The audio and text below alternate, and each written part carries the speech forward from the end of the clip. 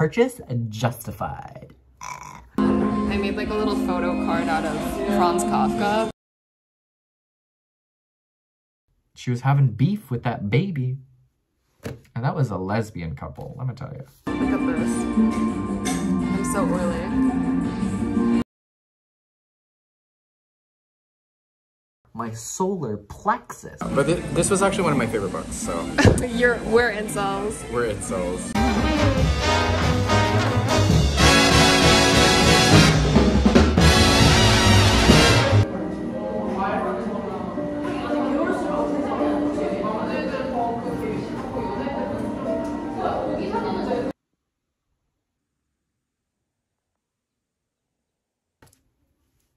It's your favorite booktober, Nathan. Welcome to Nathan's Nook. I read books because reading is sexy, and if you're not reading, you're not sexy.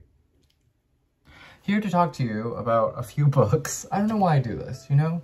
I'm just like, I feel like once I finish a book, I should start immediately filming. But I tend to have this habit of just like collecting them all at the end of the week and then talking about them. And then it becomes this like huge book update. I think it's a disservice. It's a disservice to the books.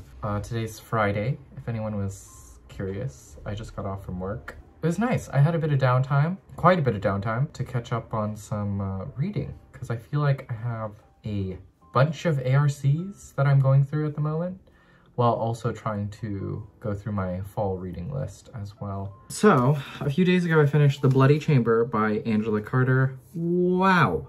Wow! You have to admire a writer and their craftsmanship, because Carter has this absolute enthusiasm in wonder and awe in creating the grotesque and the gothic. Well, at least when I think of grotesque, in the context of the grotesque, I think immediately disgusting, but also this underlying layer of beauty. And there's just such exquisite prose throughout her stories that they're meant to be read aloud. They're meant to be told. You can tell she also has a lot of fun in it as well. She loves the embellishments that humanizes, I think, some of the horrific aspects and elements of her stories and characters. Classic Dracula story with The Bloody Chamber, but all the characters are so rich with details and humanistic qualities that almost ground us with them. They're such a joy. Just the way that she also characterizes Puss in Boots. Ah, it's so good. It's so good. I never like imagined I'd like a kitty cat so much, you know, a swashbuckling kitty cat. So delightful. Perfect foray into autumn foliage, but also spooky season. I had a lot of fun. It was nice to be within the craftsmanship of prose that is poetic, lyrical, and dances on the tongue and is meant to be told. And that's what I enjoyed. My first Angela Carter, and this was so good. Thank you, Ex Libris Alex, for sending me this. This was so fun. Yeah, I want to reread some of the stories again, just for spooky season alone. But I really enjoyed the werewolf stories. I think there was almost this deeper, darker undertone to the last few stories compared to the rest of the other stories. But The Bloody Chamber, also very good. Delicious. Absolutely exquisite.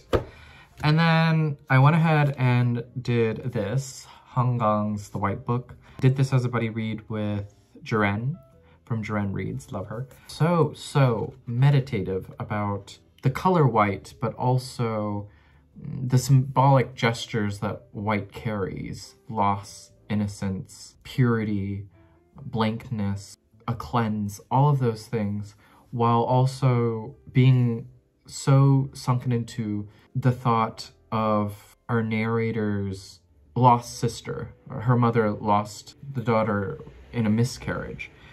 And our narrator uses the power of fiction to create and almost give life, breathe life into this lost daughter. But it is so quiet and very cold and chilling and almost impenetrable. I think even our narrator is trying to grasp what that loss is. Loss that hasn't even been born, you know, it's such a strange concept and a very odd feeling when you lose something that hasn't even had a chance to be born yet. Like, what is that? There's this almost absence without being absenced from, if that makes any sense. I definitely want to do a reread of this, especially given how sparse it also is. I think in a Goodreads review, and if you didn't know, I got a Goodreads, follow along. My written reviews are just as good as my spoken reviews, I want to say. I actually think they're better because I feel like just like shit spews out of this mouth all the time. I described it as coming out of a matinee movie in like direct sunlight and talking with a friend, like a really deep conversation with a friend, and trying to understand and empathize with what they're saying. It's very much that. You're trying to understand as much as the narrator is trying to understand, and at 100%, but you can't, but you want to so much. Hanggang creates that experience. Little, quiet, striking little book. We'll definitely do a reread of this in the future. Then I had an ARC of Day by Michael Cunningham. And y'all don't ask me why, but I think I confused Michael Cunningham with James Ivory because Michael Cunningham is not as old as I thought he was. I thought he was as old as James Ivory, who Merchants of Venice, wrote Call Me By Your Name, screenplay. I don't know why, confused the two. But Michael Cunningham has written screenplays, and this plays a major aspect because I feel like Cunningham has this brilliant way of characterizing people to an almost eerily, like, real degree. Like, I think he can write any character and we'd be able to recognize them within our real lives, but also our mundane lives. Like, these characters in this book, I can already imagine waiting in line with at Starbucks, or even people within my own family. They just feel so real. It follows what I believed was siblingship at first, but also follows a family. Dan and Isabel, troubled husband and wife, are both a little bit in love with Isabel's younger brother, Robbie, who's the soul of the family. Meanwhile, Nathan, age 10, is taking his first uncertain steps towards independence, while Violet, 5, does her best not to notice the growing rift between her parents. And the story takes place on the same day throughout, I believe, 3 or 4 different years, all on April 5th. So April 5th, 2019, April 5th, 2020, and April 5th, 2021. So this is very much a pandemic book as well. And it's a very interesting concept because throughout this time, you follow this family along, understand how much they've grown. And the question here really is that, do people change? Do people actually change? And what is it that stays? What is the unchanged?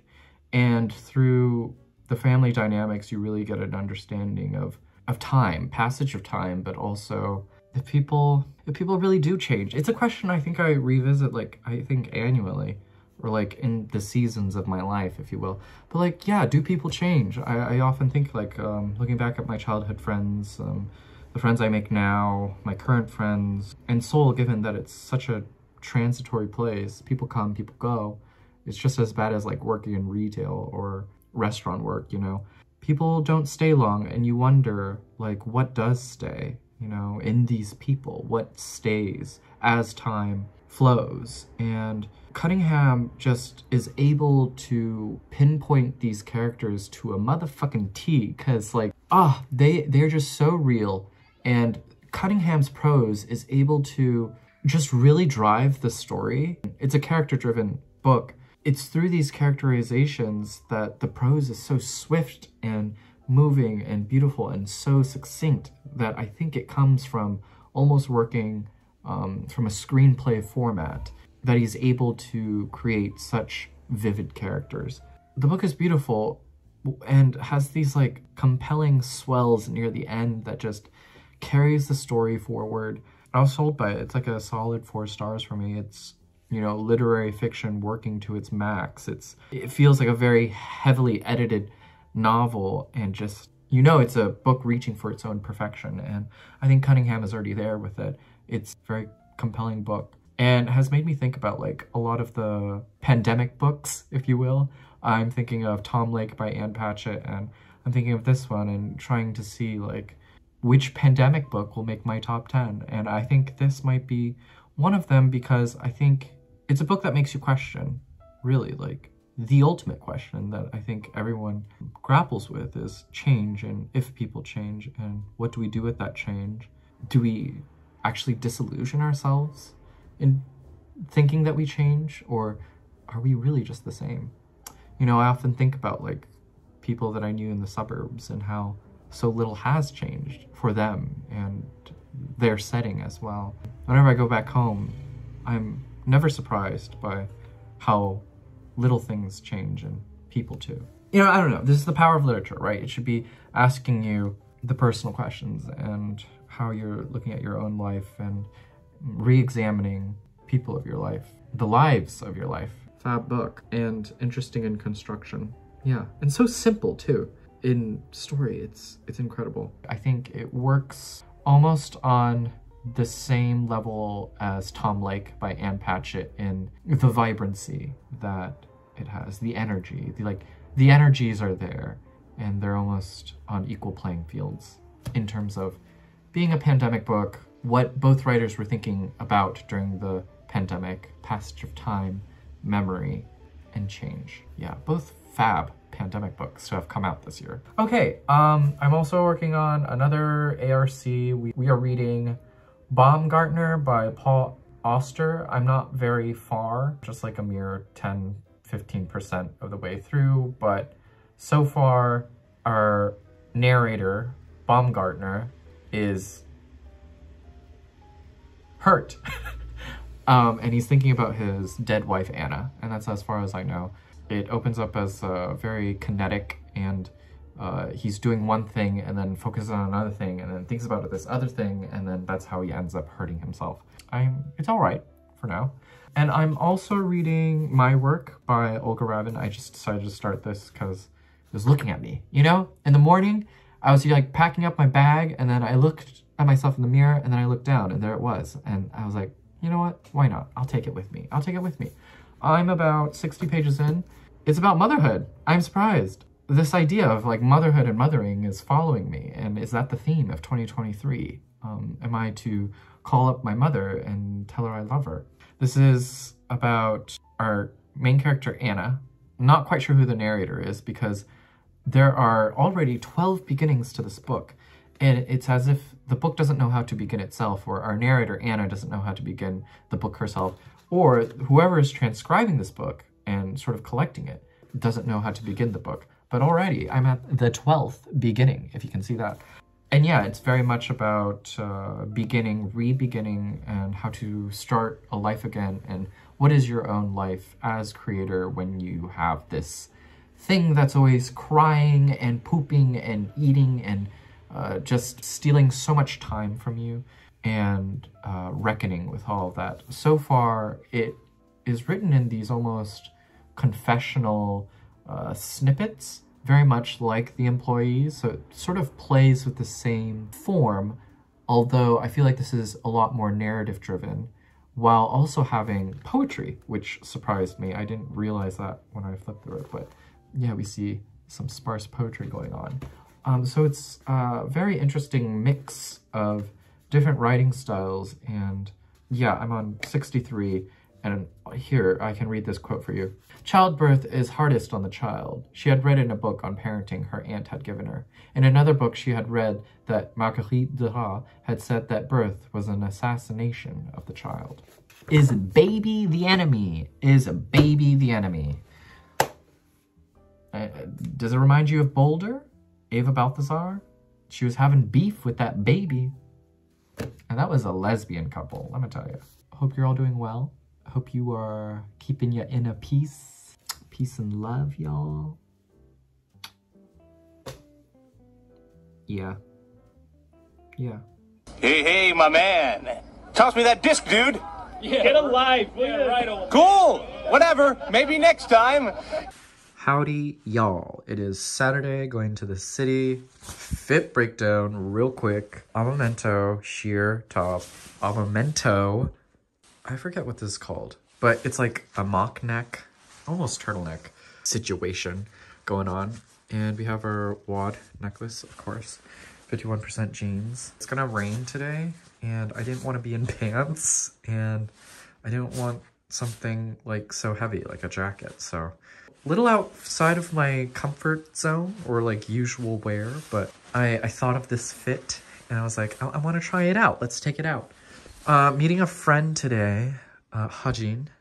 We love her. There's a Nookish guest newsletter, a little interview with her. Love her. We're gonna do a little book trade. I have some books to hand off to her, and we're gonna do the paloma wool pop-up and a cafe, and we'll see where the day goes from there. Today we are reading My Work by Olga Ravn. I didn't read much from the other day, but happy to take this along with me. Let's go.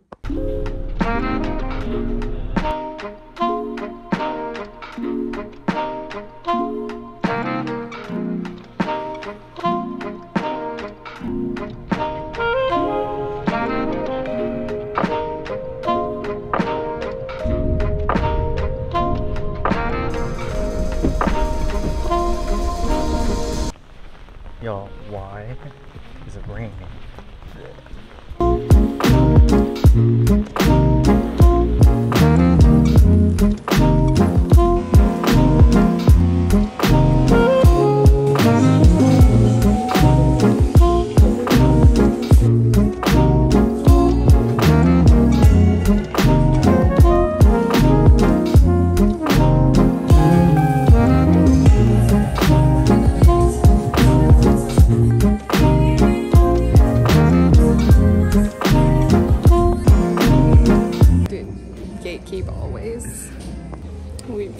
Can't believe we just met Paloma wool herself.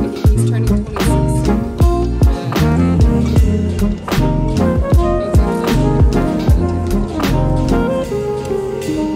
Embodiment of neighbor.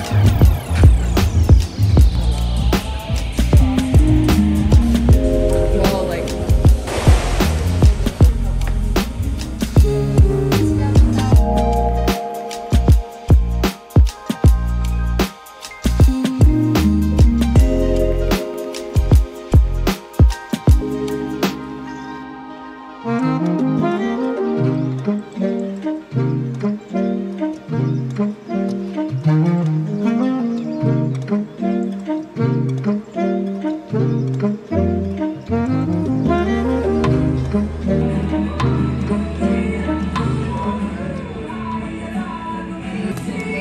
Welcome back to my channel. Today we're going to be doing a little what's in my bag. First of all, I have some keychains. This is my favorite thing. It's a pair of scissors because like you never know. Are you getting a close-up? Oh wait, I can't remember how to close these. Oh yeah, there we go. That's dangerous. No, it's not. It's safe. We have an adult present. Okay, first we have our Kindle. I Am a Strange Loop by Douglas Hofstadter. Little stickers on the back. Stickers on the back. Okay. Wait, how are you enjoying it? It's really good. I think everyone should read it. That's all I have to say. Okay, these are irrelevant. These are gifts. My notebook for my little ideas. Very cute. It's very private, but I do want to just highlight my favorite page. It's like corn plastic. It's like my favorite texture in the world. Give us the ASMR. Yeah. I wonder if there's any other fun pages in here. It's like, oh, this is fun. I made like a little photo card out of Franz Kafka. We love Kafka. We love Kafka.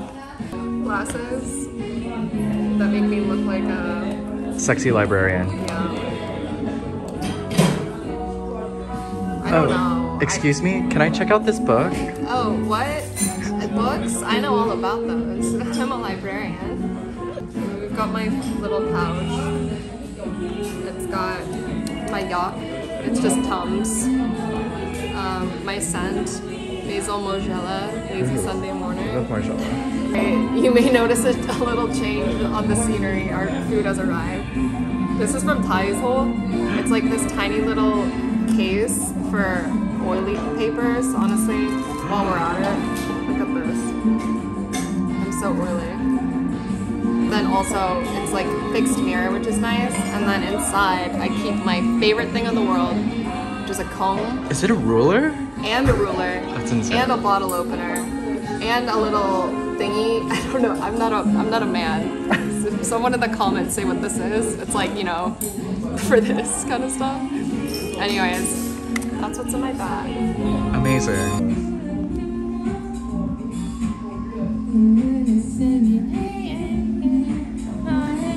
A little hungry boy ready to eat at your double fisted.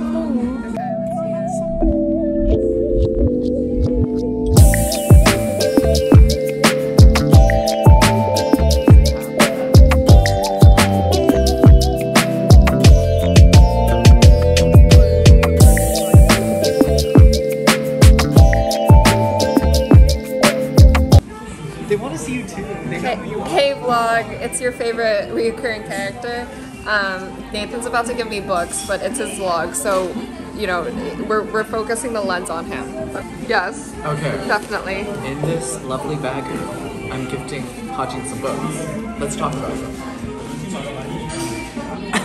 Do you mean to talk about it? We're getting Priscilla ready, so she's gonna do this. Woo! We also have some Joan Didion. Oh hell yeah. Yeah. Can we do a little POV? We got more Joan Didion. Some of her novels. We got a play. Because Ooh, I like that. it's almost really close to her Goodreads goals. Yeah. It's like 6 away. She needs You're a an angel. tiny. So we're doing that. Beloved, Place Respect. Oh hell yeah. Yes, The Apple in the Dark. Oh my god. I had this like Ooh. I already like wrote your name on it, but you definitely need to read this, and it has like all my tabs.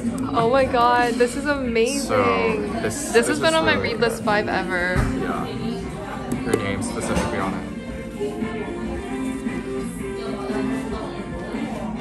Oh, German. whoa, I okay. feel like you'd like this. I've read Agony of Arrows. One of my still have faves. it? I read it as a PDF. Oh, okay. I can send you the PDF. I like that. No. Yeah. Pithy LA Eve Babbitt's wannabe. Oh, We hell yeah. enjoy this. I love that. Well, Oh my gosh, guys. this is really fun. I think if you like some of the manhwa that's out there, this is The what?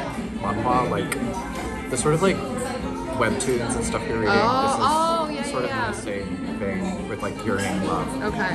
So got that. Longlisted for the Women's Prize. I'm gonna win that one day. Whoa.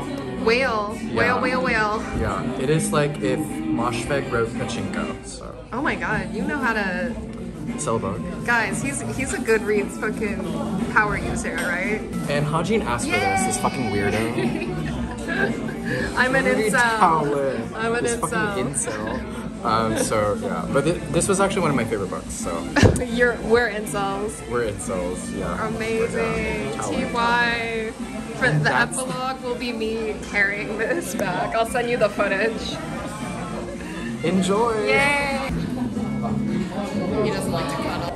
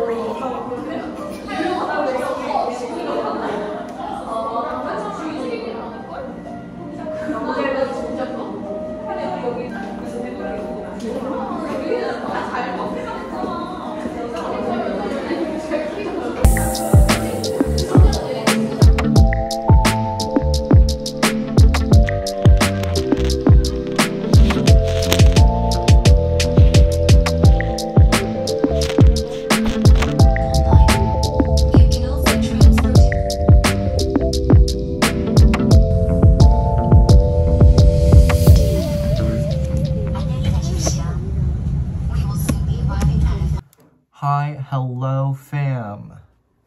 It's Sunday morning. We've got our cold brew. It's not a cold brew. What am I saying? This is a instant coffee from Trader Joe's. Perfect level of sweetness for me. Good caffeine. It's like okay. What is this? My third cup of the day. It's good. Very good. Yesterday was lovely. Hung out with my friend Hajin. We caught up. A couple months of not seeing her, and it was just delightful. Dropped off some books for her, and I'm obliged to talk about this tote bag. Thank you, Hajin, for this lovely New York. I heart New York tote bag. This will make a lovely book bag for transporting books. What do? We went to the Paloma wool pop-up, and that was lovely. What is this? Anyway, skin has been awful. I don't know. Anyway, Paloma wool, super cool. Loved the space that she used and just lots of fun fabrics, and I just love the Paloma wool girly. She's just exquisite. It's really fun cuts, fun plays with the materials and construction. Lots of fun. And she was also selling furniture as well, which was out of my price range. Did not get anything. We did some lunch, and then we stumbled upon another pop-up. I love this brand. It's just like a nice basic wear brand in Korea called Nohant, and I didn't realize that they were having a sample sale. So I went ahead and went in, and we got some stuff. Shall I show you? Nothing too big, but these were only like 10,000 won each, which comes out to be about like $8. I think it was a steal, but I've been looking for sort of like a leather necklace, like a leather accessory of some sort that hangs around the neck, because I know she's probably canceled, but what is her name? I forget her name. Well, this is good news then, right? You know who I'm talking about, y'all. But I didn't mention two influencers, Brittany Bathgate, Leandra Medine Cohen. What was it? It wasn't Nasty Gal. What was the other one? Man Repeller. I don't know why that escaped me. But yes, she and Brittany Bathgate were talking about just fun accessories to add a little punch to your outfit, and one of it was like a fun leather accessory, and I thought these were fun leather accessories to cop. Don't tell me how you really feel about them, because to be honest, I think these were impulse purchases, but like for $8, you really can't. You can't complain. You can't complain for the steal that I got these. I'll start with this one, because black is always classic, right? So there's this one. Sort of like a leather wallet pouch case. Sorry, I don't know why I can't speak today. What was I gonna say? Jacquemus, if anyone knows, he came out a few years back, and I think he still does, but in different variations. But this, basically a leather wallet that you can hang around your neck. This is just my dupe for that, but yeah, I just wanted something like a fun leather thing that swings around my neck. That isn't like a necklace, you know? Because I feel like a necklace, it like stops short here, but sometimes I want something that like dangles here at my core, my solar plexus, you feel? Like I need it centered here. Anyway, I don't know how I feel about it entirely, because it feels quite touristy. Like I'm that tourist. I hate presenting myself as a tourist of any kind if I ever travel, but I also got it in brown. I like this one because it's smaller, and I should have gotten the smaller one in black, but let me tell you, my friend has it in black, so I couldn't copy him. I couldn't do it to myself to do it. If you can see, you have spaces for your cards, a little zip here, and then for the bigger one, you have more room for cards, and there's like a little slot here for bigger things. Probably not bills, but ticket stubs, if you will. You can put bills on top. There's an opening at the top. There you go. And then a zip, of course. Lots of fun. You know what? I'm gonna look to see how much I saved myself, because y'all, maybe that will justify this purchase. Also, it's pronounced Noyang, not Nohant. Sorry. It was $100. It was $100. Came down to 10 bucks. Purchase justified. Yeah, so I did that, and then we did more coffee and like caught up some more. And then we did some reading together. Honestly, my favorite kind of date, coffee date with a friend, is like just being able to sit down and just read our books. Is that lame? It's like that one meme, it's like, can I come over and be nonverbal with you? But I did stop by Muji to pick up more of this facial cream. I've been enjoying it a lot. Then I totally forgot that Uniqlo dropped their new U collection for fall and winter. There's probably B-roll footage of that. Yeah, and I wanted to pick up the pamphlet because actually I love collecting the pamphlets for the collections. This is from spring, summer of this year. And this is fall, winter. They're just really good style references. Like I feel like if you are having issues on creating an outfit, it's just really nice to look at. The styling is always superb, I feel, for the U collection. And it's great because Christophe Lemaire truly creating the row looks for us in budget fashion. So I love collecting those. That is it. And I have some book updates for y'all. I will talk about this first. I don't know how I feel about it entirely, but I finished My Work by Olga Ravn. I'm actually quite surprised that I finished this.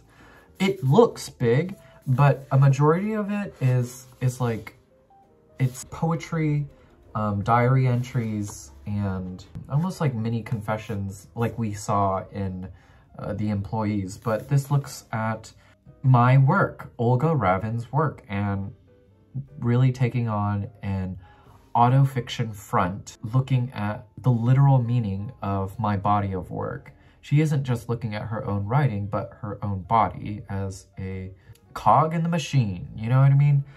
She's looking at how the body produces milk, the body carries a child, how she bears it, and then how she burdens it, not in her own life, but her child's life, her husband's life, and just everything adjacent in her life. It's an incredibly honest account to the point where it almost feels too real, as if this was Ravn's actual experience with motherhood. It's kind of stark, because it's so honest. I think some people forget that like Olga Ravn is funny, but I'm gonna read this bit for you. This is part of her journals. It's titled Third Continuation. So what feels like the beginning of each chapter is not called a chapter, but a continuation. And so it'll be first continuation, second continuation, third continuation. And because she doesn't know our narrator, Anna, because we're not quite sure if Anna is invented or if Anna is the real person or if Anna is Olga herself.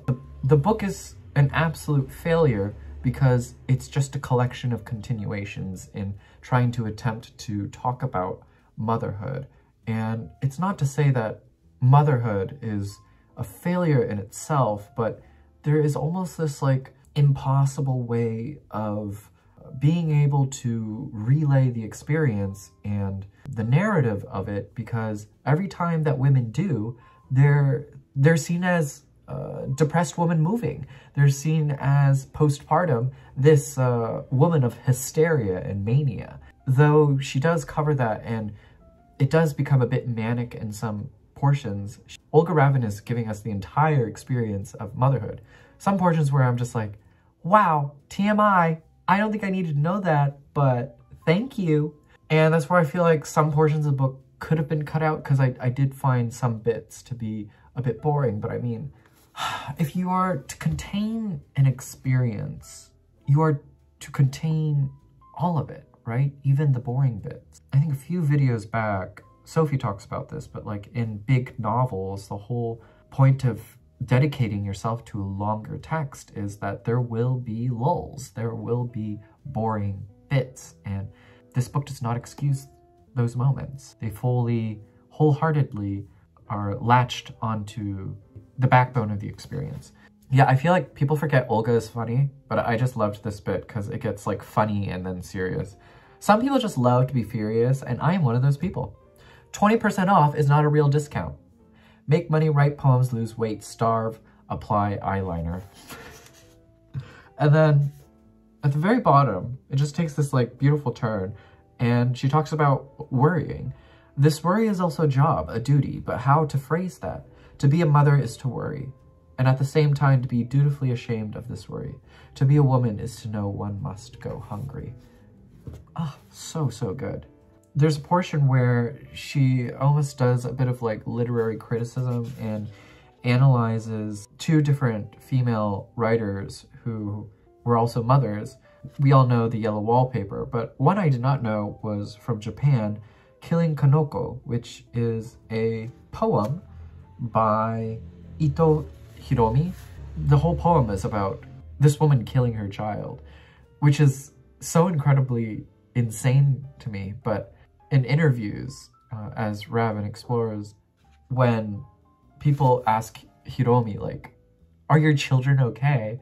She sort of knocks them off as like stupid because they don't understand that it's fiction, that her kids are fine. Like, this fiction is not reality, but almost an exaggeration or overexpression or overspeaking of the honest thoughts and honest feelings without fully dipping into the action of it.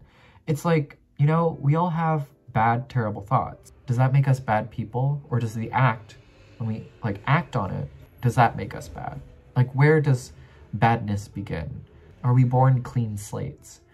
And yeah, there's good bits, there's bad bits within the seed of Anna, and we get all of it, and it's this beautiful collage of what womanhood and motherhood look like, as Anna is split between the old age question of what does one sacrifice, my writing or my child? And Anna learns eventually what to do with that, and I won't spoil that for you, but I did mark it as 3 stars, but the more that I talk about it, I think it's very interesting. As a novel, if you want to call it, to come after the employees is quite tremendous. Still continuing to think about it. I'll see what I think when I do my wrap up. My work, Olga Ravn. Let me know if anybody picks this up, because many thoughts, and very curious to what mothers think of it. Yeah, I just feel like this is the year of mothering. Because wasn't it just like a bunch of Booker books were just about mothers, and I was just like, pussy power, let's go. I love it. I love to see it, honestly. This morning I did a bit of reading. I'm still reading Baumgartner by Auster, and honestly, I think I have my thoughts settled.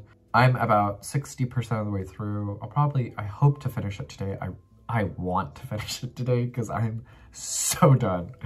Honestly, anyway, I'm gonna save my thoughts because it'll be a full rant. As I was sort of waiting around, waiting for my train, I found this book, just like, yeah, in like one of those like free book libraries, and I was just like, oh, cool, because my friend was reading this, and I was like, you know what? I've never read this author before. J.M. Coetzee. It's about South Africa, though. I have been meaning to read more South African literature, so that should be fun. Racial Complexities of New South Africa. Crazy. Sounds fun. Anyway, yeah, so I found that, and I don't know if I'll get to it because I really do want to be good at like trying to finish my fall reading list, because I hate having to carry over books into the new season. I want to be disciplined. Can I own up? Can I own up? Anyway, yeah, nothing going on today. I just have to buy eggs because I'm out of eggs, so I have to buy eggs. And then I was thinking of going to a cafe, but honestly, and it's a nice day out. I just don't feel like participating in the real world. But here I am making a video, talking to myself to upload online. Is that the real world? I'm discombobulated. Discombobulated? Discombobulated. Combobulated. Combobulated. Discombobulated. Discombobulated. It's bobulated. Anyway, hope you're all being lovely. But as always, let me know what you're reading. Let me know if you've read Coetzee. Be well, do good work, keep in touch.